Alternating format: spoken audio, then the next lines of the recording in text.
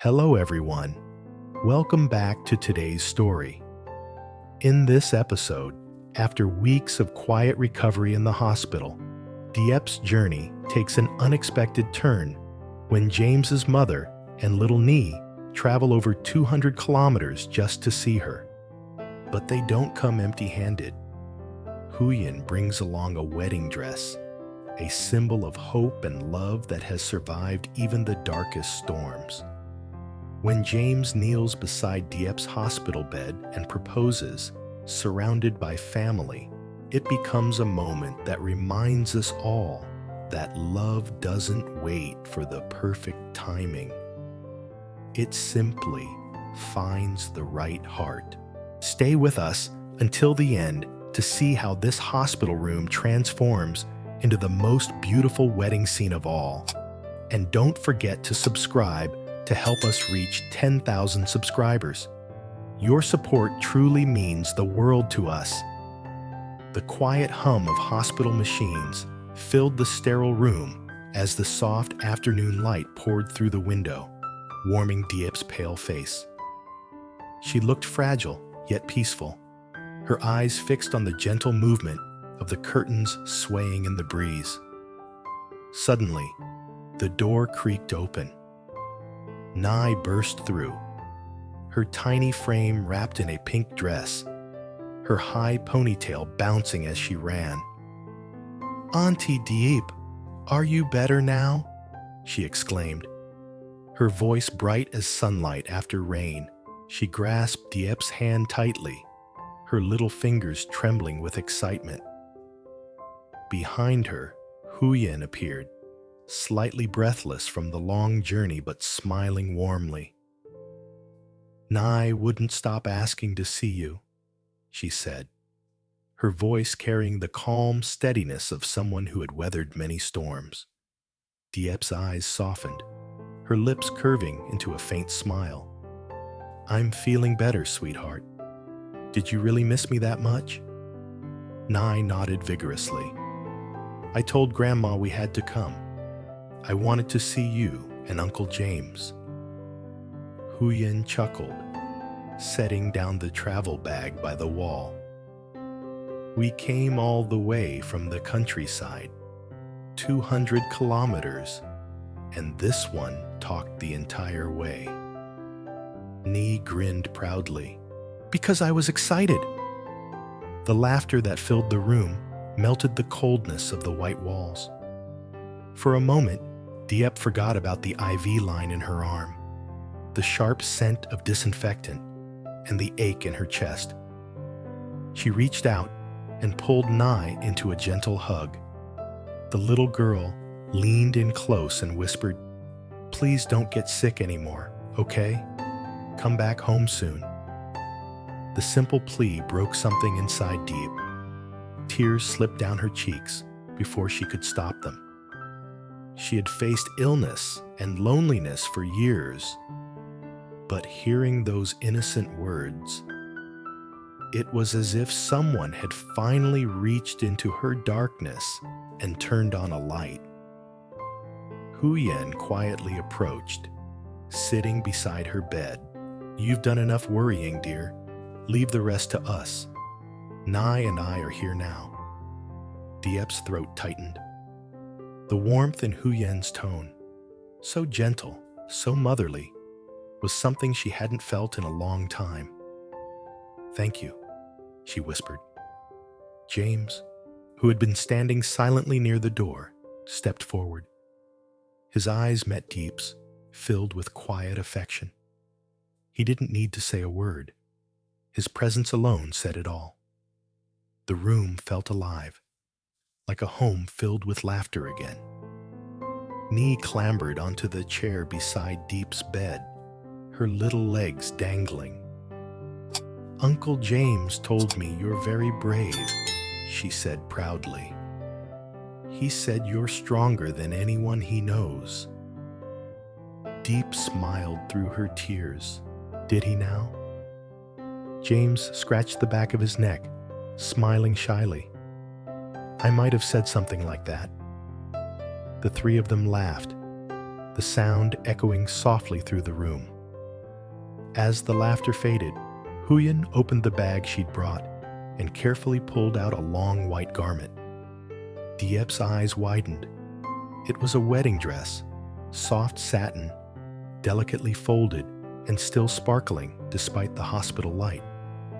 "I thought this should be here," Huyen said quietly, smoothing the fabric with tender hands. "James told me what he wanted to do. I couldn't miss it." Diep stared, speechless. "You came all this way with that?" Huyen nodded. When a woman finds someone who truly loves her, even sickness shouldn't stop her from saying yes. The weight of her words settled in the air. Diep felt her heart swell and ache all at once. Ni leaned close to the dress, whispering in awe, "It's so pretty. Auntie, you'll look like a princess." Diep smiled weakly, her tears flowing freely now. "I don't even know if I deserve it," she said softly. "You do," James replied instantly. "You deserve everything good in this world." The room fell silent again, but it wasn't awkward. It was filled with emotion too deep for words. A nurse peeked in to check the IV, then quietly slipped out, leaving them in peace. Diep turned her gaze toward the window. The sun had begun to set, its golden rays washing over the white walls, painting everything in a soft glow. She took a shaky breath. "I used to think no one would ever come for me," she said. "But now, you're all here." Huyen reached out, her hand covering Diep's. "We're family now, dear, and family doesn't need to be asked to show up. We just do." Ni nodded eagerly. "We came because we love you." The sincerity in the child's voice was like a balm to Diep's wounded heart. Outside, the faint sound of a nurse's cart echoed down the corridor. But inside that little room, the world seemed to pause. James moved closer, brushing a stray strand of hair from Diep's face. "You don't have to carry everything alone anymore," he said softly. "Not your fear, not your pain. We'll carry it with you." Diep closed her eyes, letting his words sink in. For the first time in a long while, she felt safe. As twilight deepened, Huyen carefully hung the wedding dress by the window, where it caught the last shimmer of sunlight. The sight of it made Diep's heart flutter with both hope and disbelief. James turned to Huyen. "Thank you for bringing it, Mom." She smiled. "I wouldn't miss this moment for the world." He nodded, his eyes glistening. "Neither would I." Then turning back to Diep, his voice softened, trembling slightly. "I wanted to wait until you were stronger, but when I saw that dress, I knew I couldn't." Diep looked up, confused. "James, what are you talking about?" He reached into his pocket, pulling out a small velvet box. The motion was slow, reverent, his hands slightly trembling. Huyen clasped her hands together, tears already forming in her eyes. Nai gasped, covering her mouth with both hands. James took a deep breath and sank to one knee beside the hospital bed. "Diep," he began, his voice thick with emotion.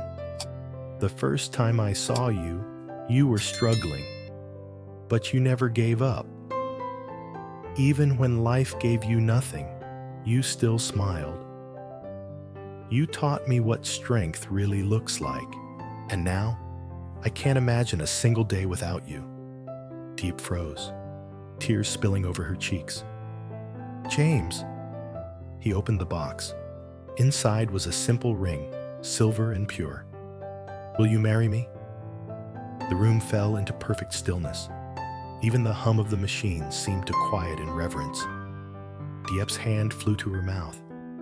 She looked from the ring to his face, the same man who had carried her through sickness, through loneliness, through fear. Nee tugged at her sleeve eagerly. "Say yes, Auntie. Please say yes." Huyen nodded, tears streaming freely.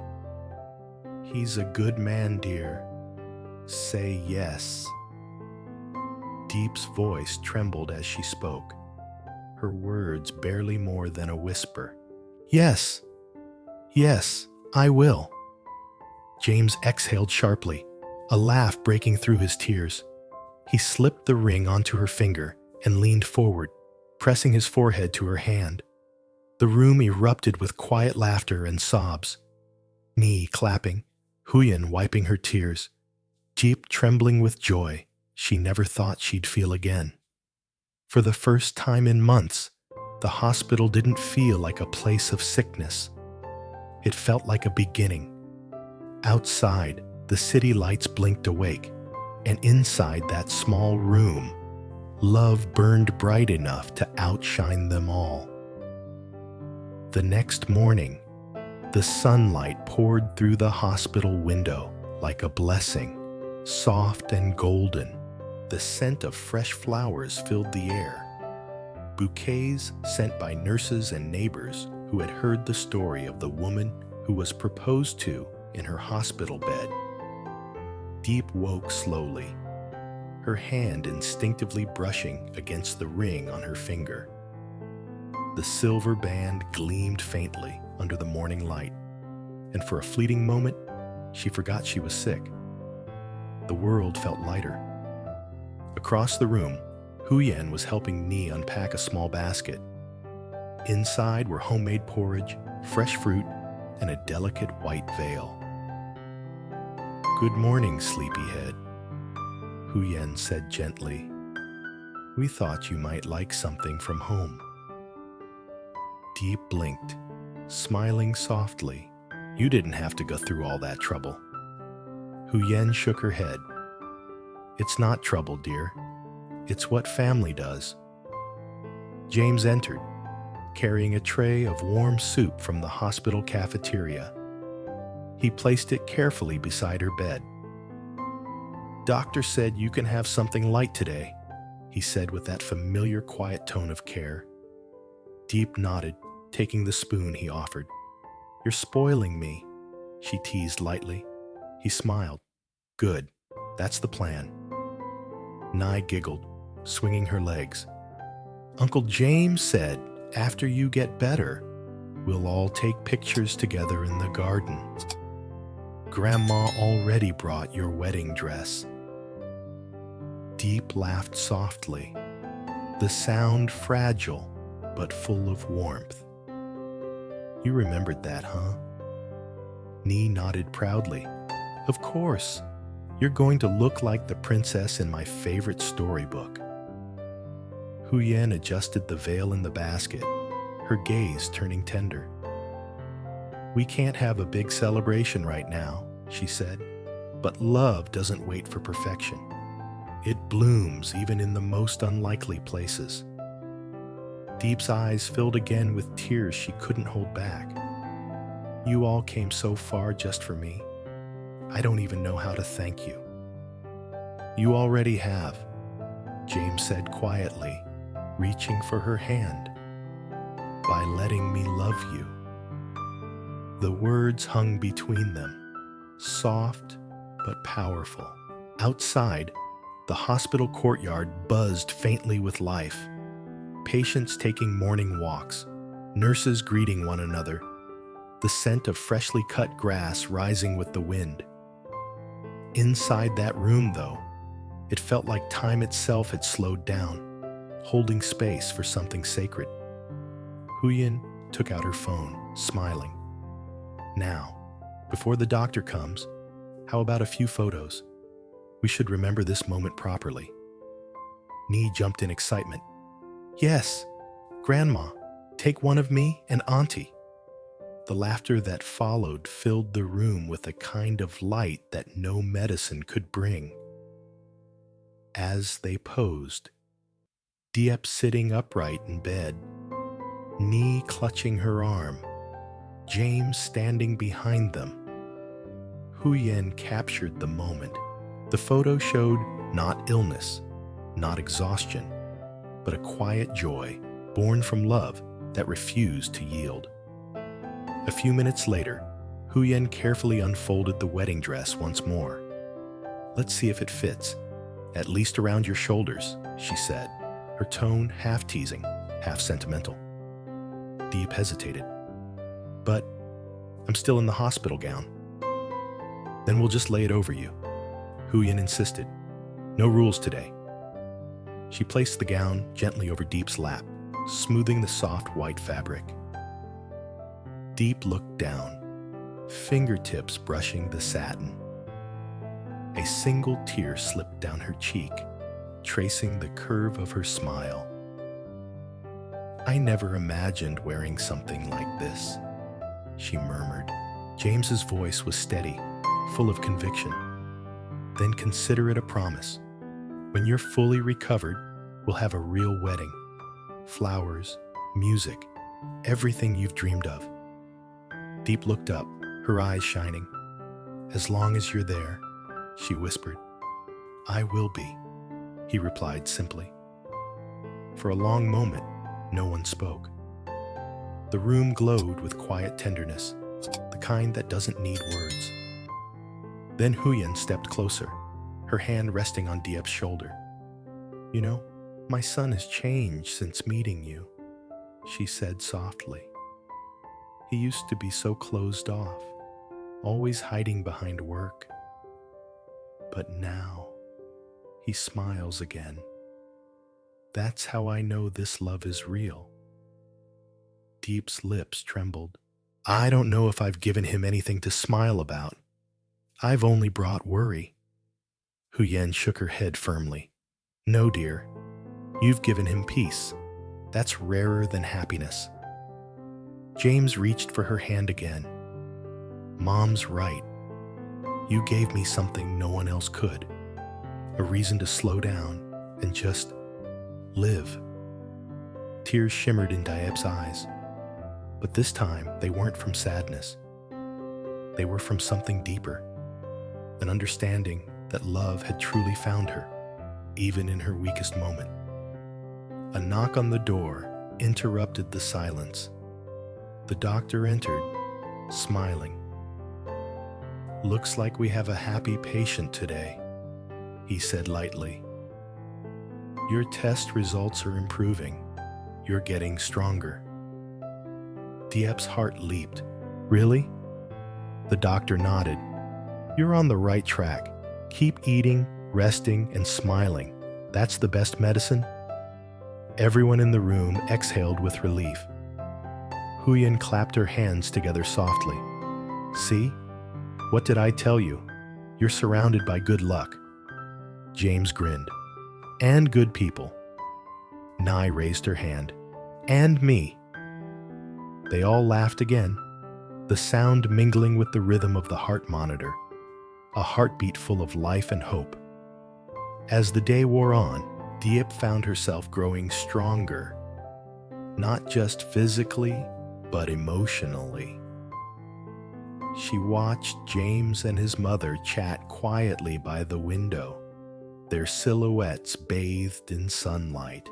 For the first time in years, she felt what it truly meant to belong. Later that evening, as dusk descended, the hospital lights flickered on, casting a golden glow over the room. Diep gazed at the wedding dress one last time before Huyen folded it neatly into the bag. "Keep it safe," she whispered. "We'll need it soon." Diep smiled, her fingers brushing the ring. "I will." Nee leaned close and whispered, "Next time, can I throw the flowers?" "Of course," Diep replied, her laughter soft. "You'll be the prettiest flower girl ever." As night settled in, the air felt peaceful. James sat beside her, their hands intertwined. The faint hum of the city outside blended with the steady rhythm of her heart monitor. "Do you remember?" Diep said quietly. "The first time you came to my farm?" He smiled. "You were chopping wood, and you wouldn't let me help." She laughed, the memory warming her chest. "I didn't trust you then. And now?" "Now," she whispered, "I can't imagine my life without you." He kissed her hand gently. "Good, because you'll never have to." Outside the window, the moon rose high, bathing everything in soft silver light. Inside, the two sat in silence, the world around them fading away. Diep closed her eyes, the warmth of his hand steady in hers. She felt her fears dissolve like morning mist. The road ahead might still be uncertain, but she was no longer walking it alone. And as she drifted toward sleep, surrounded by the quiet hum of life, she knew that what had begun in pain had now become something infinitely precious, a story not of sickness, but of love's quiet triumph. In that hospital room, where sorrow once lived, love had built its home,